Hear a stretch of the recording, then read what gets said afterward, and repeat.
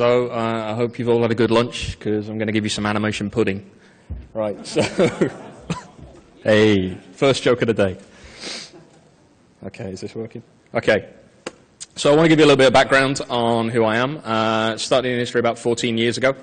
Worked on a bunch of games, some, probably a lot of them you won't know, punctuated by Assassin's Creed in 2005. Moved back to England. Worked on another couple of games that you might or might not know, and then ended up moving back to Canada, working at Ubisoft Toronto to be the animation director on Splinter Cell Blacklist. Gratuitous baby picture there. Okay, so I want to give you a brief overview of what I'm going to talk about today. So I'm going to start with the evolution of the animation on Blacklist, giving you some context into some of the decisions that we made. Then I want to talk a little about the involvement of our tactical coordinator and where he helped us out, which will lead me into an overview of some of the methods we used and some of the tools. From there I want to talk about the concept that we had of everything in motion, and how that defines some of Sam's movements, which should help define and develop our animation contrast system, and how that helped with player choice. And then you can't talk about Splinter Cell without talking about the AI, so I'll go into some of the things that we did there. Okay, right, so this was the 6th game in the Splinter Cell franchise. It was already established, but even though that was the case, we still had to go ahead and define what we were going to do for Blacklist. And this is the first game out of Ubisoft Toronto, and they wanted to prove something. So we wanted to make a strong first impression to headquarters. So what I'm going to do is I want to show you, give you some context into where we started from. This is the comm video that has only ever been seen internally at Ubisoft. And it's one of the ways that Ubisoft will greenlight a project. Now, with Ubisoft Toronto being a brand new studio, we didn't want to just create a pre-rendered footage. We decided to go and create a playable demo using the previous Splinter Cell as a base. So I'm just going to go ahead and show that.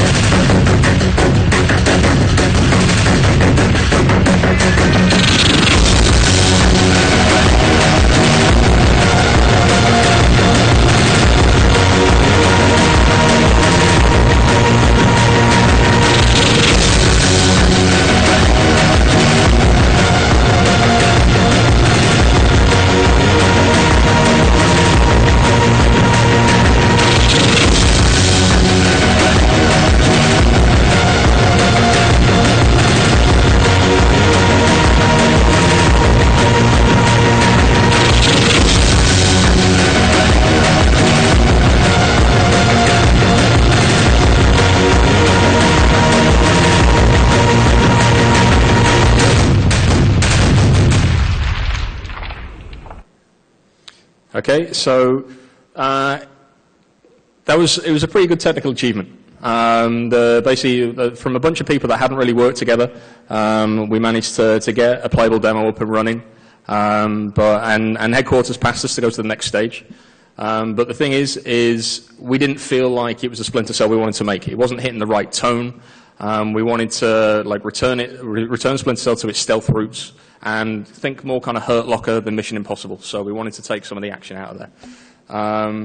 The studio supported us wholeheartedly, but with that came like a new animation mandate.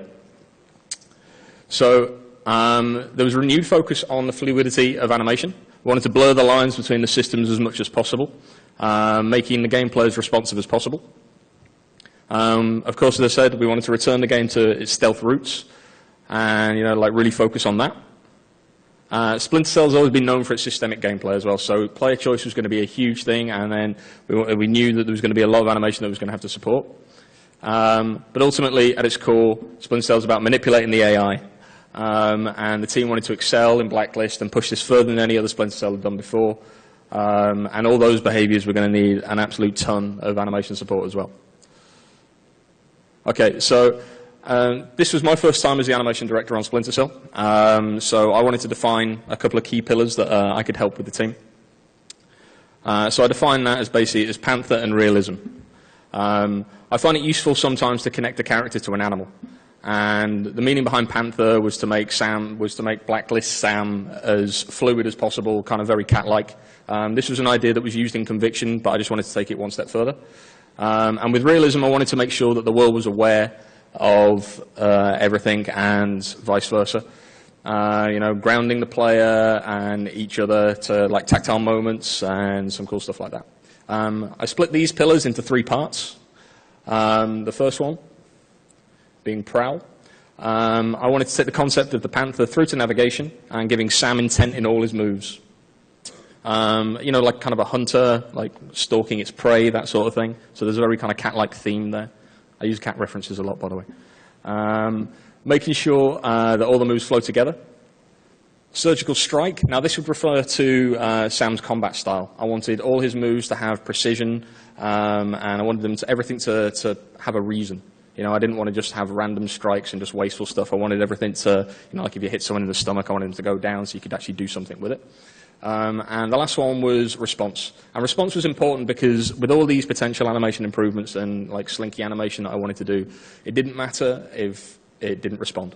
It's like when you push the input, you want that to feel good and you want it to feel like you're Sam Fisher. That's going to really embody the panther. Okay, and with realism, it was about Sam and the enemies having an awareness of the world around them, as I said. I wanted everything to feel very tactile. I think I'd just seen Children of Men, and there was lots of like touching of walls and all this sort of stuff. And I was obsessed with like grounding the character to that. It's like I wanted the AI to communicate visually. I didn't just want them to have audio barks. I wanted them to actually be signaling to each other. Whether the player was going to see that, I didn't really care. It was more of I just wanted them to be communicating. And with all that awareness, it wouldn't be much fun if everything wasn't reactive. So Sam and the AI would need to be visually reacting different to each other. I wanted people to react to explosions. I wanted to be able to fire a gun in the air, and then that would actually cause chaos. And some of these subtle responses were going to be the fun in how we played. Okay, mood videos were created to support all those sub-pillars. But what I wanted to do is to show the team like a concept of all those pillars together. So we didn't have the time or the resources to create, again, a fully rendered video to kind of show anything. So I was given 2 days to basically create this from scratch. So I'm going to show you this. This is the first concept for Blacklist that I created. And it's to try and show some of the things I've been talking about, where when he was coming out from cover, he was touching the wall, he was going up behind someone, taking them down with a knife and using the gun. And also I wanted to keep everything nice and fluid, so I wanted all the transitions to be nice and smooth. So you can see Sam nice and efficiently taking out a bunch of guys there. Okay, so the good thing about that is the team was on board with where I wanted to go, so they wanted to see where I went next. The thing is gameplay needed to try and cast their own Sam Fisher. We needed reference for ourselves as well. And I'm a huge believer in gathering as much real-world knowledge and reference as possible.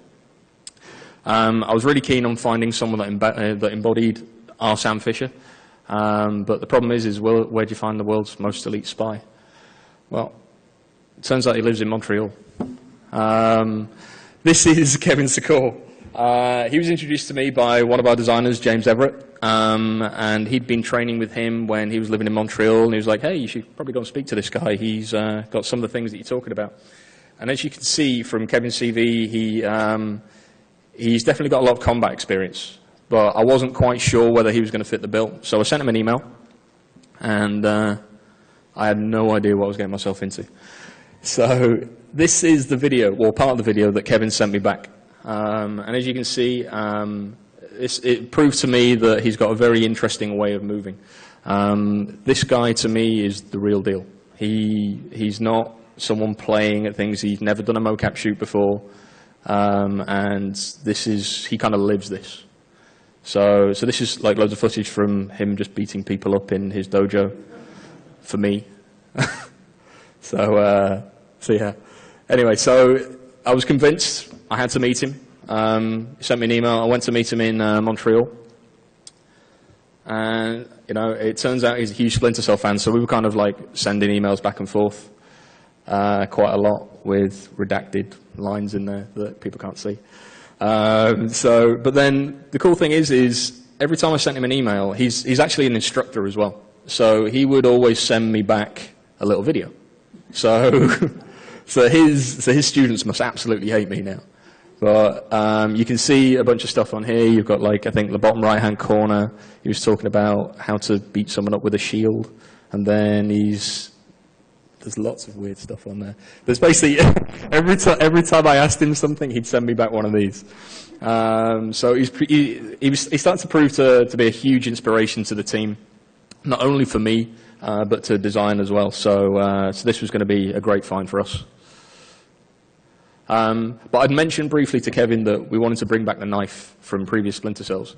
In previous Splinter Cells, they'd used just a normal straight edge blade, but I wanted to create something a little bit more iconic. So I mentioned to him that I was looking for this. Kevin's eyes just kind of lit up, and he's just like, "Oh, I've got something for you." Okay.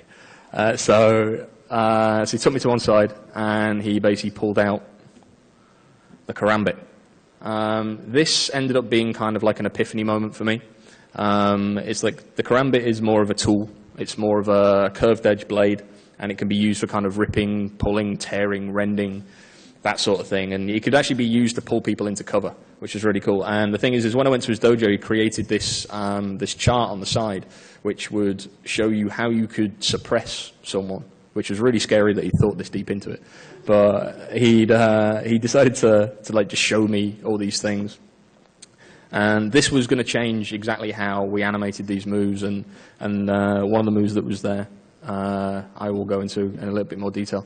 Oh, and bonus points, the fact that I've been talking about the cats and everything, is its nickname is the Panther's Claw. I was just like, all right, that's pretty cool, that works. So, okay, oh, and there you go, it connects to my first pillar, the surgical strike. There you go, connections, it's good. Okay. So with that, I was really convinced that we'd found our Sam, so much so that I sent a not-so-cryptic Facebook message to the team, which was very public at the time, considering no one knew I was working on Splinter Cell. But that's fine. Didn't get into trouble for it, so it's okay. Okay. Okay. So with Blacklist Massive Scope, and we had this mantra internally of the biggest Splinter Cell to date, it would require a huge investment in our tools and our pipeline. Now, small disclaimer, none of these tools and techniques are particularly magic bullet or groundbreaking. It's more of, they're well known to the industry. It's more of how we use them together that I feel is really powerful. And without them, many of the choices and decisions that we made wouldn't have been possible. Okay, so I spoke with our creative director to see where his head was at. He basically said more of everything. I was like, great, fantastic. The problem with more of everything is something's got to give, right? We knew that it was near impossible to keep the massive scope, ship on time, and the quality level we're aiming for. Usually you have to focus on two of these choices. I asked him which ones were more important to him. All three, brilliant. So, so this was Max throwing the gauntlet down. It was fair enough. It was early on in the project. He didn't see any need to cut anything, and he was just like, just see what we can do. So it was essential, but you know, of course, it was essential that everything was done on time. We didn't want to compromise on quality, and he wasn't really willing to get rid of the scope. So go. Okay, so this is just a quick overview on some of the things that we wanted to add from Conviction on Blacklist. I just want to give you some of the examples of the things that we're adding. So we were going to add like a different movement speed.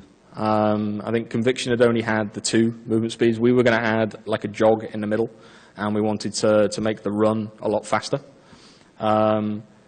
We'd also we felt strongly that we wanted to have like a lethal and non-lethal option, really kind of playing into player choice. We didn't know what we were going to do with it at the time, but we knew we wanted to have it. Also, there was a bunch of new abilities. I don't know how well you can see on there, but there's things like there was like ladder climbing, ledge jumping, and some of these things. Some made it in the game, some didn't. Also, yeah, we wanted to really focus on how crouch navigation was working as well, because we knew that players were going to be using that a lot. And finally, there was a bunch of new AI archetypes that we were going to add. So all of this was going to need animation support, and this was all on top of things that were already there. Okay, so just to give you a quick idea, Conviction's animation budget was about 40 meg. So I don't know how much that means to anyone, but that's a decent amount. You can normally get quite a lot done with that. So I was like, great. Considering the scope, if we get that for Blacklist, then we'll be fine. But we got 23. So how are we going to do that? Okay, so what I wanted to do is I knew that we needed mocap. Just due to the sheer amount of animation we're going to need, we knew that we were going to invest in a solid mocap pipeline. Mocap would allow us to keep as much of the integrity of Kevin's moves as possible. And when it wouldn't be possible to mocap, we'd need strong animators to help prototype systems. Because mocap wasn't always going to be the solution. You know, sometimes they need to animate some of the more difficult systems, some of the things that we didn't want to go to mocap with that we might end up getting sued over. Also, I knew we'd need to improve the animation tools. The tools were already existing and were functional for all the previous games. But we knew that to reach the level of quality and to do everything on time and just to get everything in, we knew we were going to have to work on like increased animator control so animators could play around with things and really try and experiment. And we also knew we were going to have to somehow find massive memory savings. Okay, and of course the scope didn't just apply to the animation team. Every team had this mandate. So every team were going to have to add more, so they all had to go through the same sort of problems. Okay, at Ubisoft, we were really lucky that, that headquarters saw to invest in us as like a center for performance capture. We actually asked for like a smaller system, but then Montreal was getting so booked up with all their mocap shoots that they said, well, we'll just build you a studio. I mean, that's great, but we didn't want to waste it. I mean, gameplay shoots for me have different objectives from cinematics. The focus shifts between the aesthetic, how it might feel to play, and the technical constraints that are involved. Our moves need to look good from all angles at all times. What I like to do is I like to focus. I don't like to have too many people on set. But basically, for me to run a gameplay shoot, I like to keep things nice and simple. So over the past 14 years, there's been some simple guidelines that I like to follow. Okay, as I said, I like to limit the number of people on set at one time.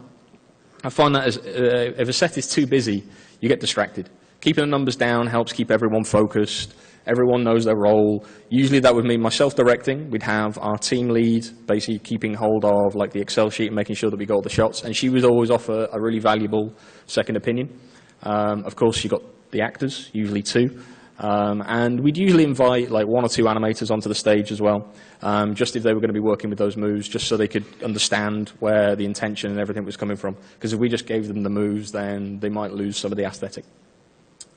It seems obvious, but everyone on set needs to know who's directing. And, you know, I like to be the alpha. So it's like I'll be on set. The actors need to know as well. It helps keep the vision clear. They know that they can go to you if they have any issues, and you know you don't really want people kind of chiming in with opinions all the time because again things get really confusing. So it's always good to kind of filter things through one person. Something I found that worked really, really well with Kevin was collaboration. To me, that's the key to success with working with mocap, especially for gameplay shoots. Is I like to work with goals in mind, not necessarily a direction. Sometimes I'll have a very, very clear idea of what I want, and then we'll work with that. But more often than not, if I have like a goal like, okay, you start here, you end there, do something in the middle, and make it look badass, then Kevin more often than not came up with something that worked. Okay, with that said, you need to be respectful of your talent. I mean, there's no point in, there's no point in having your actors working on like crouch moves all morning where it's going to kill their legs, and then you go, oh yeah, by the way, in the afternoon we're going to have you beat someone up. Then that's not going to work. It's going to, unless you want them to look tired when they do it, then it's not going to work. To me, if a particular move is giving you trouble, move it around. You know, move on to the next one. It's going to get your actors frustrated. It's going to get the people on set frustrated. It's like you can always come back to it later, and you never know. It's like, you know, it's like almost like you're sleeping on it. You'll have a better idea of what you want to do. And personally, I like to go to mocap with an almost impossible list of moves that I'm looking for. So I like if I manage to capture everything I need, I let the actors kind of play with some of the things that I need to do in the afternoon. And we actually got some really cool stuff from that.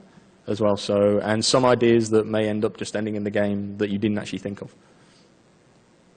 Okay, so this stage became our playground, with Kevin becoming kind of the one constant on set. But we found to get the most out of Kevin, we had to employ a stunt guy that would work. Originally, we had Kevin come in with one of his guys from the dojo, but the problem is he knew Kevin so well that he was anticipating everything and wouldn't show any pain, so the data looked terrible. So we got a guy in that had no idea who Kevin was. That was a very interesting first meeting, especially considering Kevin's never been on set before. He doesn't know what half speed is. Kevin just goes, boom, at it. So if these guys didn't know how to take a hit, then we could have been in trouble. So I want to show you a quick kind of compilation of one of the shoots that we did.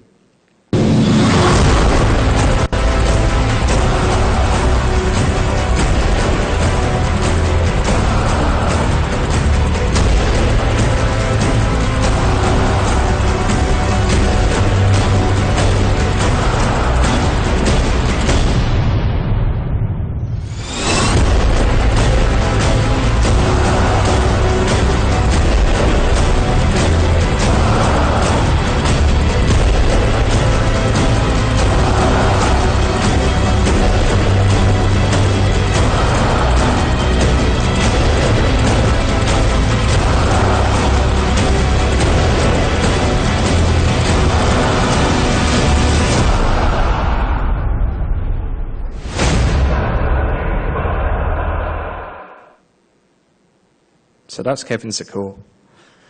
I had to deal with that guy every day for 3 years.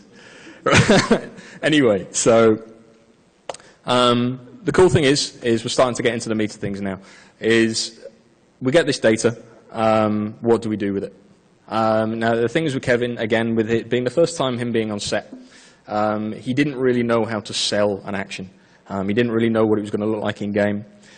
So as you can see on the left, it's the raw mocap. It looks pretty cool. You can see what's going on. I think it's like a kidney attack or something. But on the right is what we did to it. And you can see that we've kind of accentuated some of the lines. We've made things a little bit more aggressive. We've cleaned up the feet.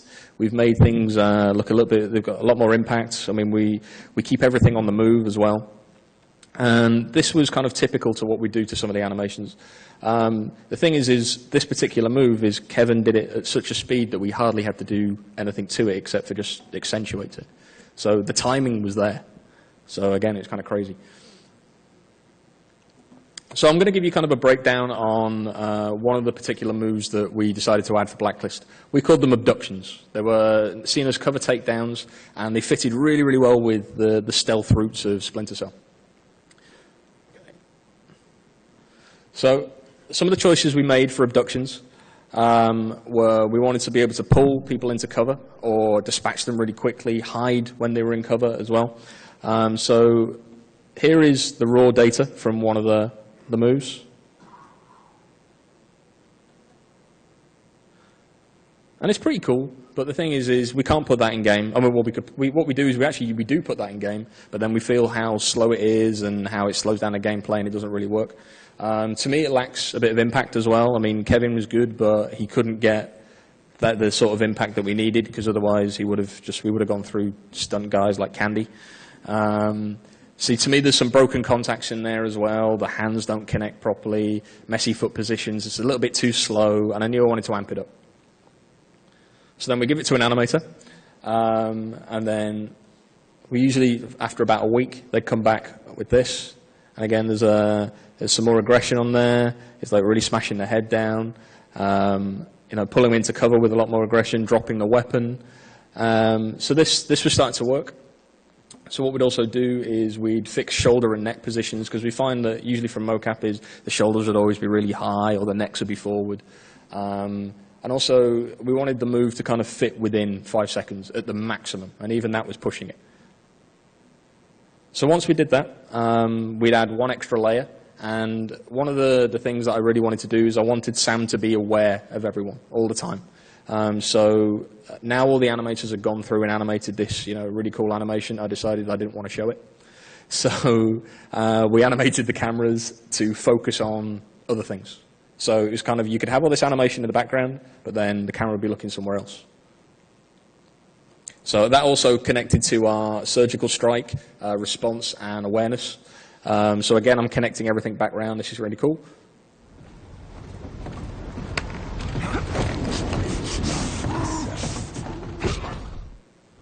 So as you can see, it's like, well, if you can see because it's quite dark, you've got a guy passing in the background, you've got all the animation happening. The thing is the camera control could be interrupted at any point. So that was where the animator work would be seen. This kind of idea stuck with something we call one step ahead. So we wanted Sam to always be looking at his next target. Once he had something in his hands, then that was it, he was over. And this was actually something that came from Kevin.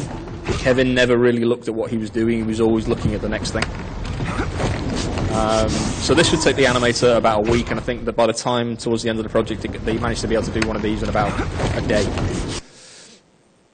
Okay, so one of the other things that we did is we had this thing that we called the variety node. And it would basically allow us to create non-standardized loops. It was like one big long sequence of animation that we could use as a base, and it meant that Sam could be here. This was in one of the levels in London where he was poisoned. So spoilers if you haven't played the game. And we wanted him to stagger around. I had all these ideas for him kind of leaning against walls and vomiting, and it's like I really wanted him to throw up for some reason. So this was only possible with the variety node. But the cool thing about this is that would be used over an existing set of animation. So we could just have our base movement set and just replace like 6 or 7 animations. And all we'd have to do is mark them up as A, B, C, D, etc., and then the engine would see them and then play them in sequence. It also meant that if we were clever, we could play around with that sequence and create like any number of random-ish sequences. Okay, replacements was also another thing for us as well. This scene from the very, very beginning of the game was actually just replacing a couple of animations from Sam's base walk set with no weapon in his hand. And it meant that all we had to do was, again, create a few animations, and we got the rest for free. The design team really wanted to show Sam kind of gradually getting better as he was walking. So we wanted to show him really injured at the beginning, and originally this was really like, oh my god, it's going to be like a massive animation set, and we can't do it. And we managed to do this. Cool little story with this is me in a mocap suit. I got injured the day before.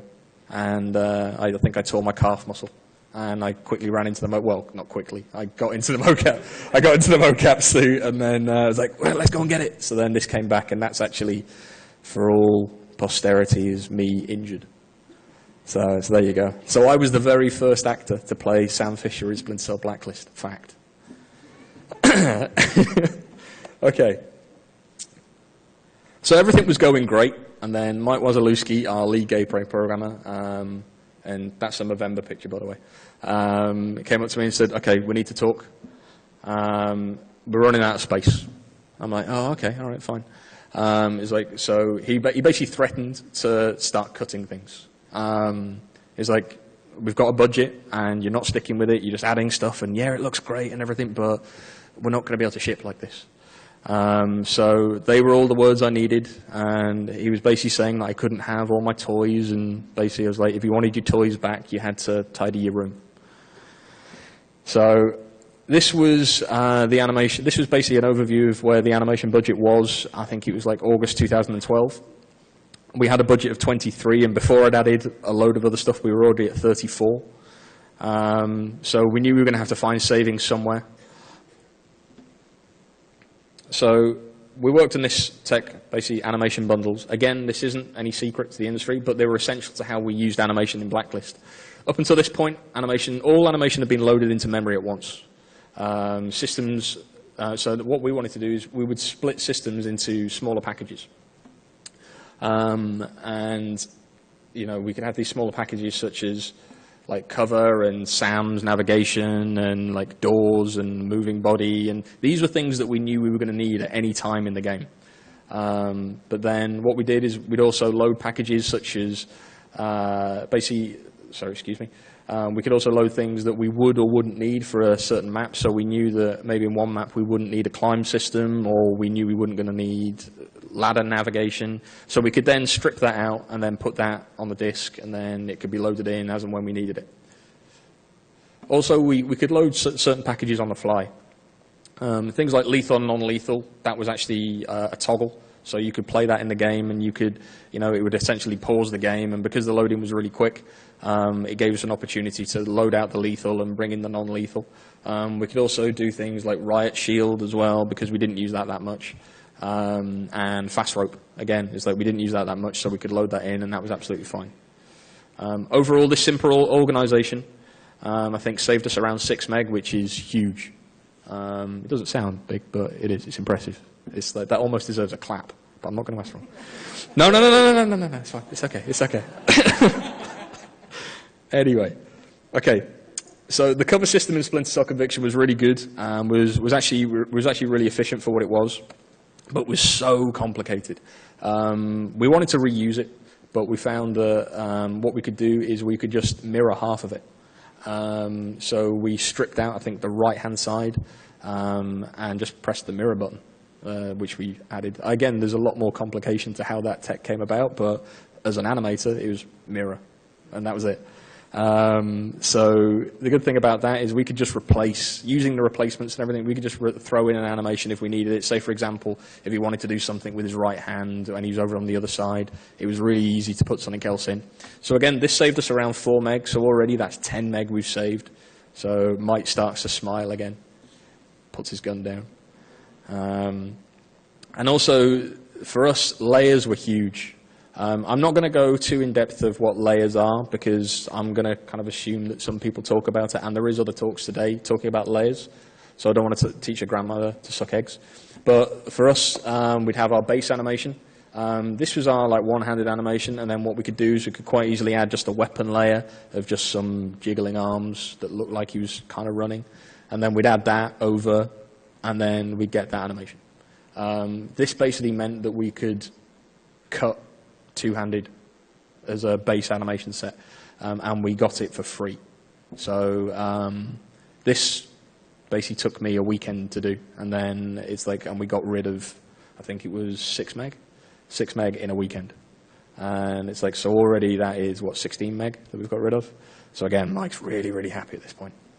And the cool thing was that it kind of stuck with the whole idea of prowling and response as well. And it basically meant that I didn't have to work on 3 animation sets. I didn't have to work on zero-handed, so where they haven't got a weapon in the hand. I didn't have to work on one-handed or two-handed. I only had to work on one of those sets and then use layers to kind of help us out.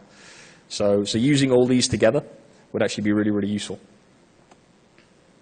Okay, so at the end of that, after a quick spring clean, with the biggest savings, I think we're in navigation, due to the extensive use of layers, the cover system because of the mirroring, and we managed to make a dent into our AI behaviors again with some of the variety node and the layers as well. So we ended up getting a more reasonable number of about 17 meg.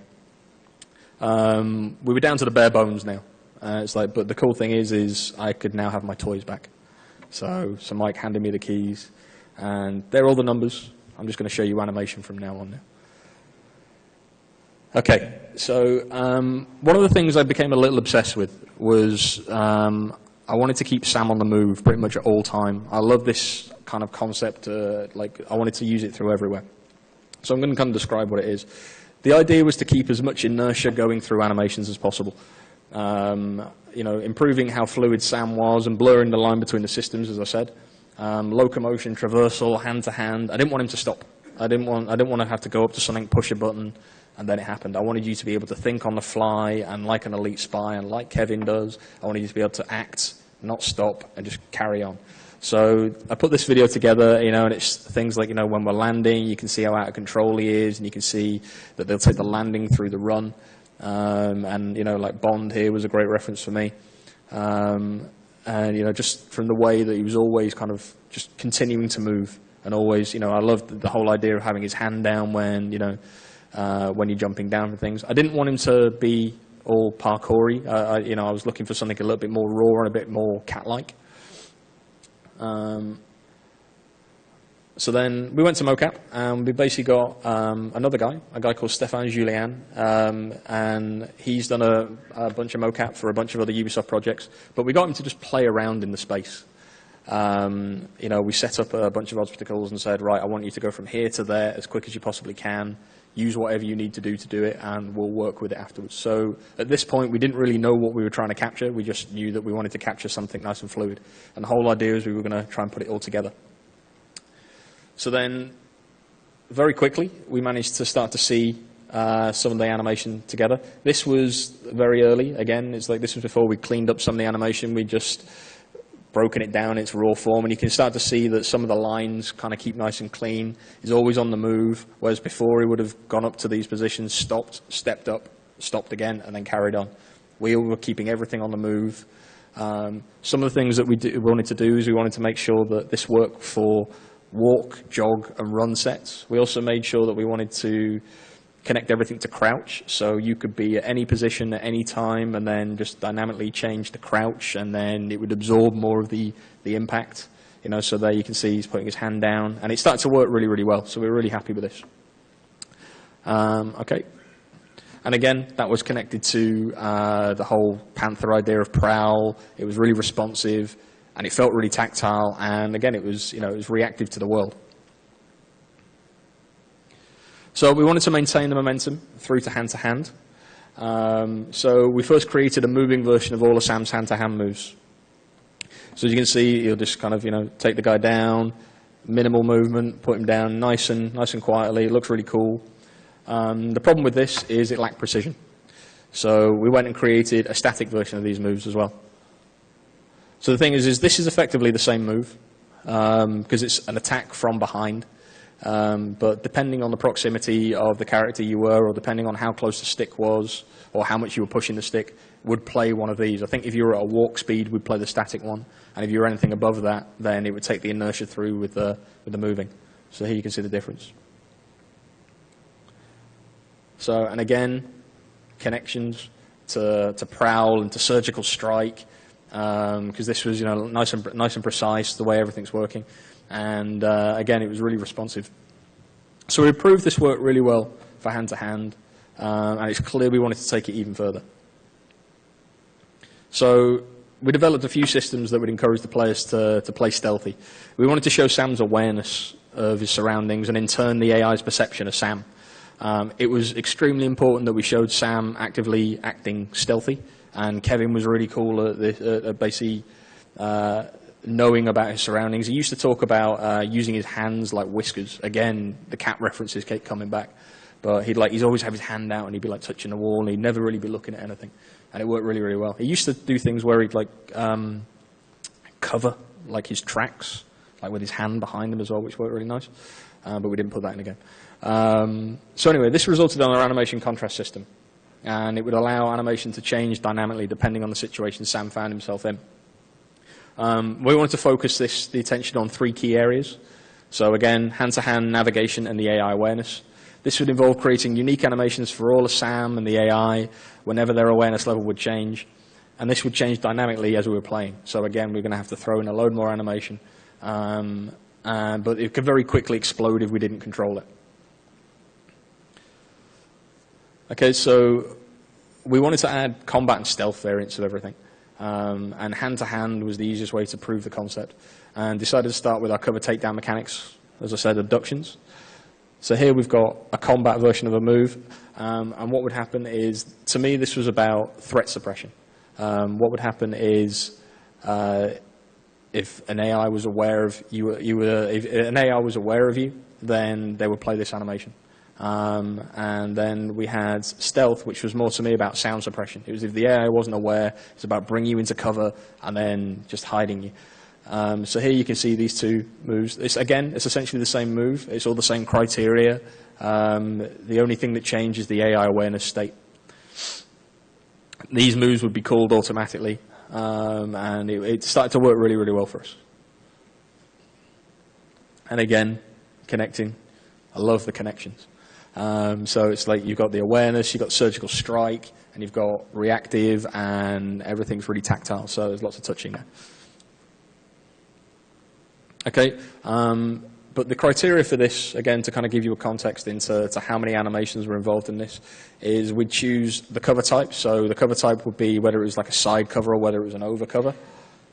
So that'd be 2 animations. Then on top of that, it would be the cover direction, so it would be whether you were facing left or right. Then they'd be taking into account the AI orientation, whether it was facing forward, away from you, and towards you. Then it would be the lethal and non-lethal choice. And on top of that would be the combat or stealth. So add it all together, 32 animations, unique. Doesn't sound like a lot, but when you think each one of those animations takes a day to a couple of days to animate, then that's just the tip of the iceberg.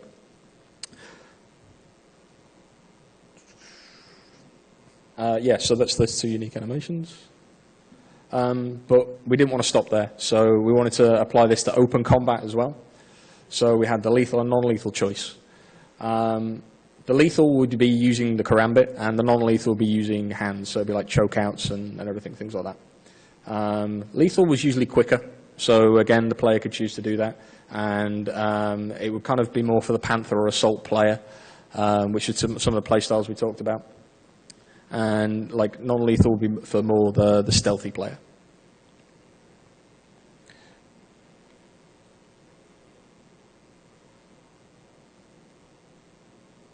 So here you can see them together, and again, essentially this is the same move. It's just it's the criteria that we would choose. It's like, so we chose to do the non-lethal version of this. So all of these had to be dynamically loaded in game, and again, it was really kind of going back to the player choice. So all of these would have either a static version or a moving version. The direction attack would be taken into account, whether it was you were in front, or the left, or the right, or behind them. Again, the lethal, non-lethal choice, or the combat or stealth. So there's 32 animations there. Add that to the 64, so already we start to explode. But we're not done. So there's also the aerial takedowns that we call death from above. The contextual takedowns, so they could be anything from like pulling people out over a ledge, hitting them against the wall, various other things. And also we decided to add a hand-to-hand finisher to the mark and execute system. So there you go. Altogether, there's 98 unique animations that could be called at any point, at any time, and we had to fit them into memory. If anyone's seen, if there's a video everywhere out there about all 98 takedowns, I'd be very interested to see it. Okay, but by far the animation seen the most will be Sam's navigation. So it's clear we need to apply the same attention to the basic navigation controls. And early on in development, we questioned the use of basically a manual crouch. Players were staying in crouch all the time. So we looked at removing the actual option to not. So we played around with the idea with the automated crouch, and it kind of worked. You know, and it gave again, cat references, it gave the idea of Sam being stealthy. And it was a great way to show Sam's awareness of his surroundings. You know, again, it kind of embodied some of the stuff that Kevin was doing, and it would really make it look like Sam was aware of his surroundings. But the problem is by removing the ability to manually crouch, players would get spotted, and they wouldn't be able to control it. And to be honest with you, it just made him look like he was scared all the time. Because as soon as you got near to an enemy, you just ducked down. It just looked weird. But I really liked how it worked. You know, there was something about this system that I thought was really useful. So we kept the idea. We still kept the stand and the crouch, but then we just kept the criteria. So all we did is we did this first test. And you can see with this first test is all we did is as soon as you got into cover, then he just reached and put his hand back on the knife. That's all he did. So, you know, if there wasn't an AI there, he wouldn't do that. But then if he was, he just reached his hand back on the knife. And he was like, OK, that works. That's really cool. We thought that was pretty successful. But, you know, we just didn't want to do it whenever he was static. It's my whole obsession with everything in motion. We wanted to make him aware and reactive at all times. So basically that turned into what we called closer than ever. So here you've got like the base animation set, and this would be if no one was around, Sam would just be crouching all the time, and it would kind of look cool. And again, there'd be a stand variant of this. But then what we wanted to do is dynamically, as you got closer to the enemy, Sam would start to look a bit more stealthy. And this would blend in over time. So the closer you got, the more stealthy he'd look. And then also, as you got really close, He'd reach back, put his hand on the knife, and finish. So each one of these was starting to show Sam's awareness level to AI and everything, and we really, really liked how this was working. And this was actually an old system from a previous Splinter Cell that had been commented out, and we decided to kind of bring it back and like freshen it up and do this to it.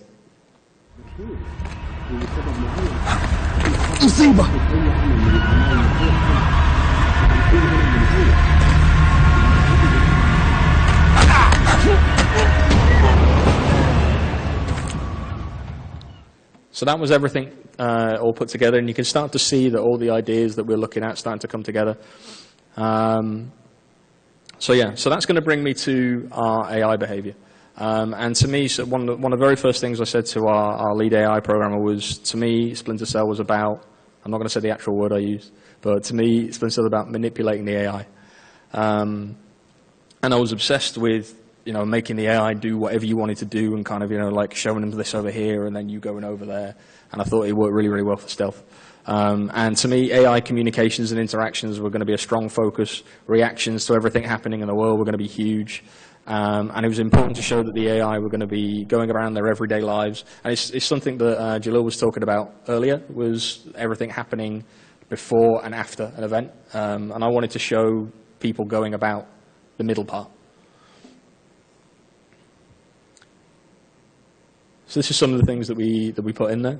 I had this thing where I didn't want people to, for stealth games, everyone always has their back to you.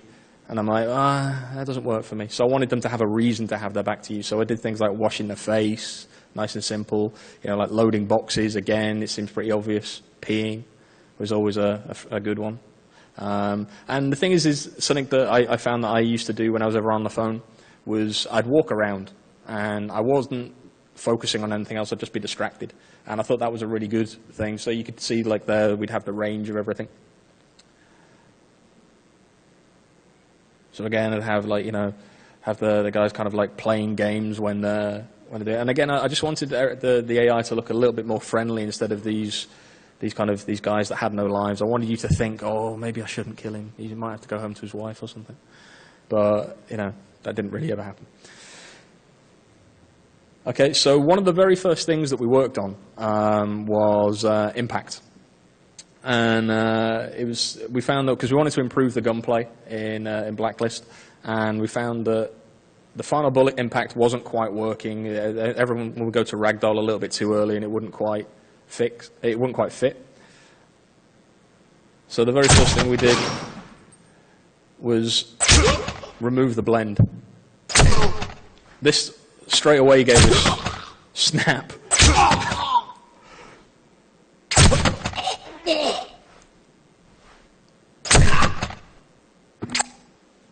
So we started with basically the final bullet impact. That was the very first thing I wanted to work on. I wanted to end on the end. I wanted to start on the end, because I felt that the further, kind of like Leon in The Professional, is like, the further you get, or is it the closer you get, the better you are. I wanted to do the opposite. I wanted to basically, start with the death and then kind of work my way back. And I felt that these are the things that the players were going to see when they were looking down the barrel of a gun, or whether they were watching someone, or whether they were observing. Adding snap was important. We wanted that kind of violent reaction of a bullet, and we really wanted bullets to mean something. And basically, I think we had the blend to about like maybe 2 frames, something like that. But it really worked. We also added a bunch of animations for directions. So this whole idea of everything in motion went through to the deaths as well. So we start to take into account criteria such as where you're getting shot, the speed you're getting shot when you actually get shot, the direction you get shot from, and stuff like that. And this was really simple. It was like, this was basic stuff, but really started to make, this was before we did anything else to the guns. We just changed the AI reactions. That already started to make everything feel really, really good.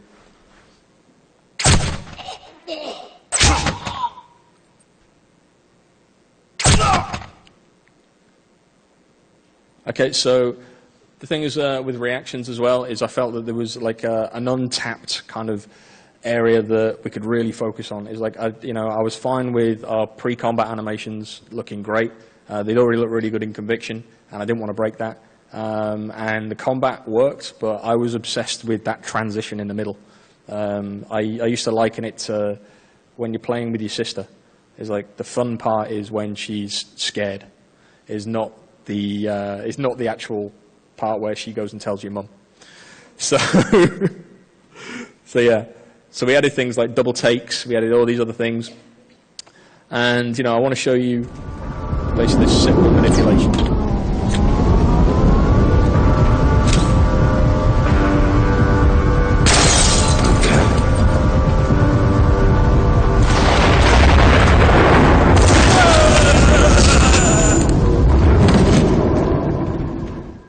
It's a problem working in a game that is all about stealth, is you can't see anything because it's always black. But yeah, the whole idea was I wanted to be able to distract someone from somewhere, they reacted in a certain way, and I wanted that reaction to be believable. I didn't want them to be just going, oh my god, I've just been shot. I wanted them to kind of just, nice and subtle, go over and investigate, and then something happened. So this was kind of building up an ecosystem, and it's basically, I want to kind of finish off with like a chain of events. So I'm just going to go straight into it. So I want you to... Do you need help with that? ماشي. أنا جاي وراك. أعتقد إنك ذكي وأنت مستخبي هناك. أوكي، أنا جاي لك. So I don't know whether you could see that there, but the AI was banging on the door, and then in the middle of the banging, we blew out the light bulb. They kind of react nice and subtly, go over, communicate to another guy, and then he goes, hey, don't worry about it, it's just a light bulb, go back to your job. So the thing is we could play with that. So what we did is distract him again.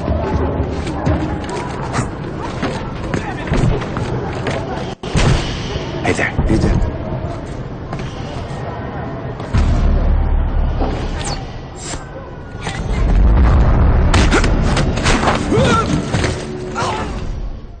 So again, I don't know whether you could see that, but he distracted him in the middle. And because this was the second time, the AI remembered the first time and then would react and come towards you. We pulled him out the window, which would then create suspicion.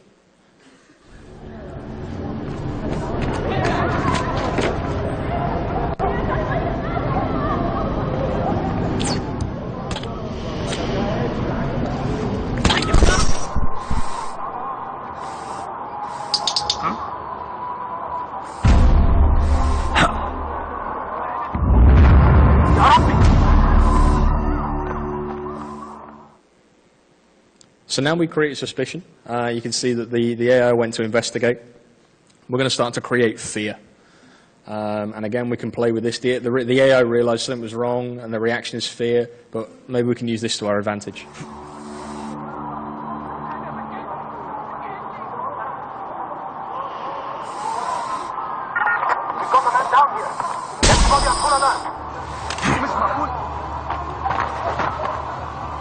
Is this guy still breathing? Cool. So now we've managed to scare him. Then the AI started to see this. They're going to start to communicate with each other. And by creating more panic, they're forced to up the ante. I see multiple bodies. Everyone, spread out and search. Come here and help me search. So the cool thing is now they've got their back naturally turned towards you, and then we can do something with that.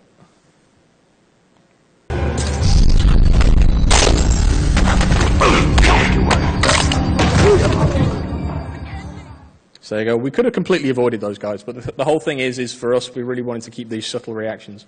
If you want to hear more about the AI and everything, there's Martin Walsh is talking here on Wednesday at 2:35, and I'm sure he'll go into a little bit more depth than I will. So I want to close with basically my points. To me, it's really important to find your muse. Kevin was invaluable to some of the decisions and everything we made, and without him, we wouldn't have been able to do some of the things that we did.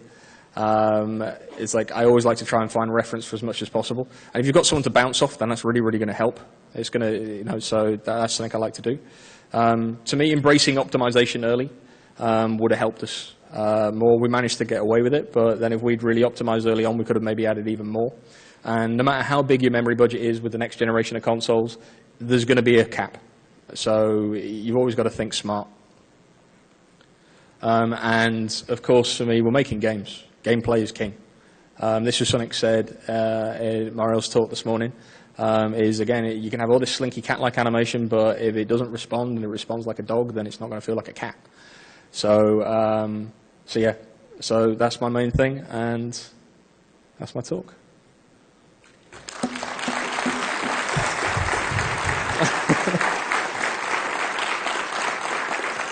I think we've run out of time. I don't know. Yeah, I'm getting a nod that we're run out of time. I'm going to be at the Ubisoft Lounge tomorrow morning at 10 if people want to ask me, or I'm going to be hanging around if people want to ask me questions.